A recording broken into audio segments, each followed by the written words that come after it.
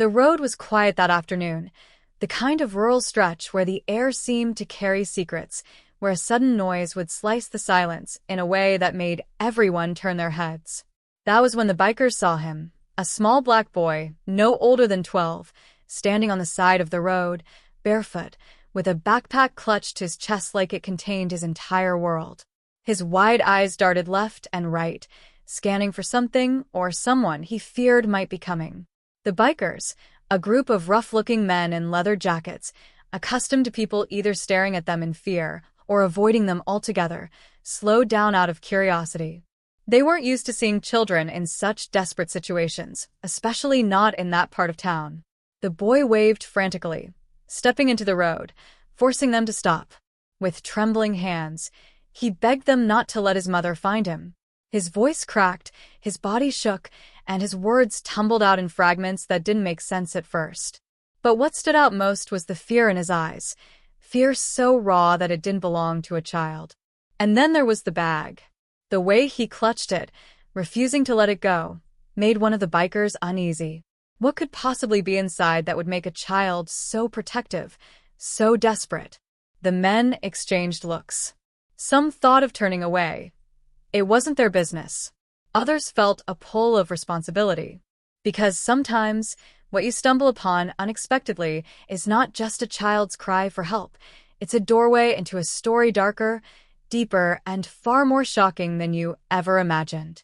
And what they found inside that bag would change everything. The boy's name was Marcus, and he came from one of those neighborhoods people whispered about but rarely visited. The kind of place where poverty clung to the walls of broken homes, and where the weight of history pressed down hard on Black families trying to survive another day.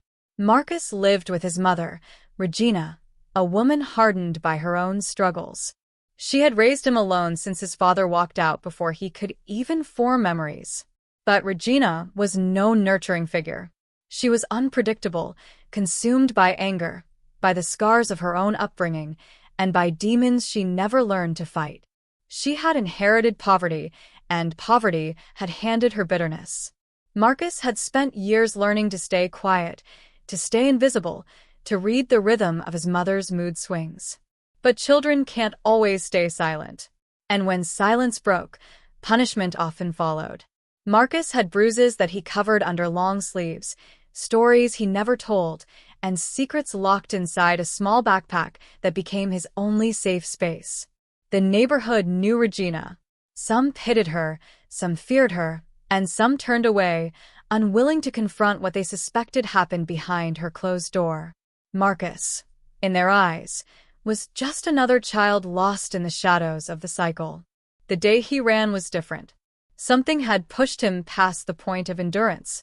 Something inside him snapped when his mother's rage turned into something he could no longer survive. He fled barefoot, carrying the one possession that meant more to him than anything else, the bag. It wasn't just what was inside that bag. It was what the bag represented. His truth, his story, his plea for someone to believe him.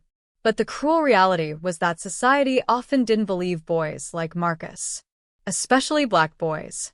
Their pain was dismissed, their fear was minimized, their voices silenced under the weight of stereotypes.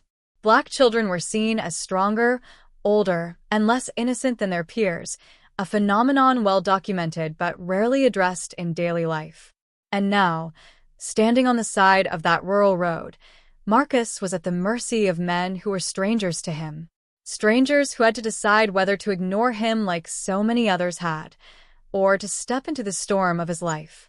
The bikers weren't saints.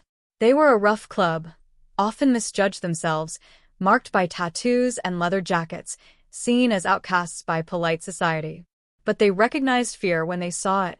And Marcus's fear wasn't ordinary. He begged them not to take him home.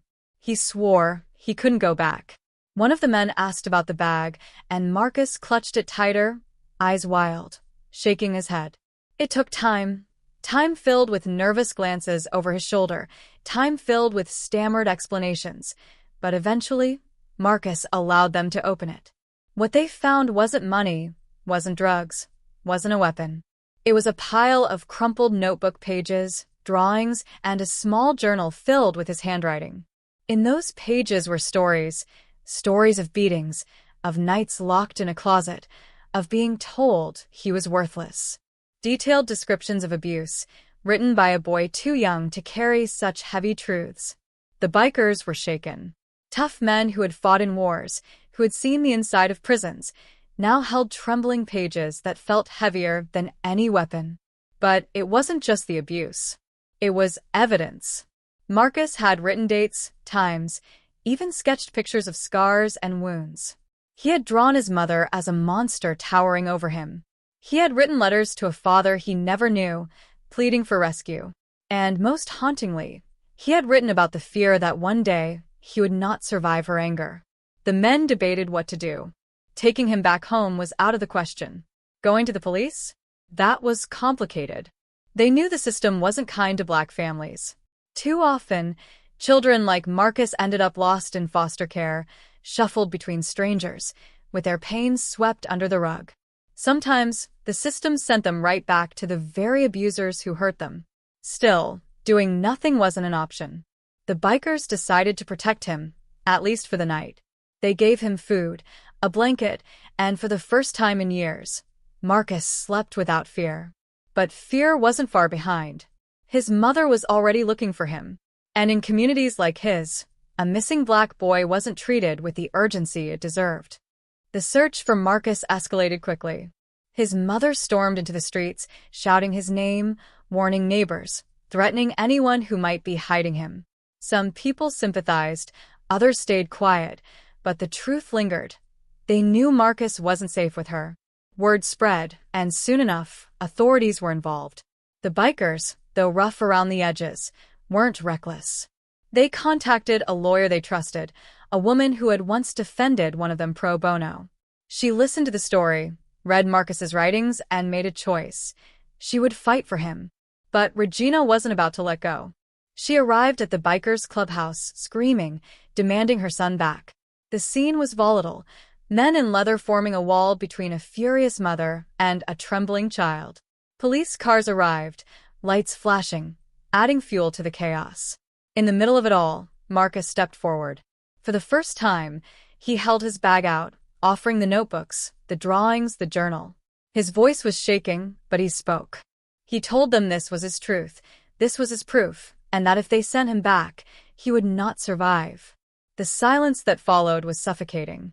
The officers, the bikers, the neighbors watching, all of them faced the weight of his words. This was no longer just a boy running away. This was a boy fighting for his life. The system did not move quickly, but Marcus's case gained momentum because of the evidence in his bag.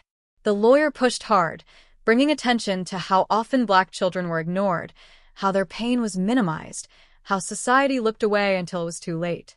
Marcus was placed in temporary custody, away from his mother, and for the first time, he began to heal. The bikers stayed involved, becoming his unlikely guardians, showing up to court hearings, reminding him that family isn't always the one you're born into.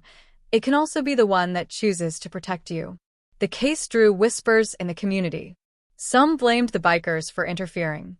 Others quietly celebrated that someone had finally stepped in. And in the end, the truth of Marcus's writings was undeniable. He was granted safety, stability, and a chance at a future beyond fear. But his story was more than just his own. It became a reminder of how many children suffer in silence, how many voices are never heard, and how racial bias shapes the way society responds to black pain. Marcus's bag was a symbol, not just of survival, but of testimony, of courage, of the power of a child's truth to break through indifference. And as he grew older, Marcus never forgot the night he begged strangers for help, and found in them the family he desperately needed. Because sometimes, salvation doesn't come from where you expect it. Sometimes, it rides up on two wheels, wearing leather jackets, carrying scars of its own. And sometimes, the most shocking thing in a bag isn't what you find, it's the story it tells.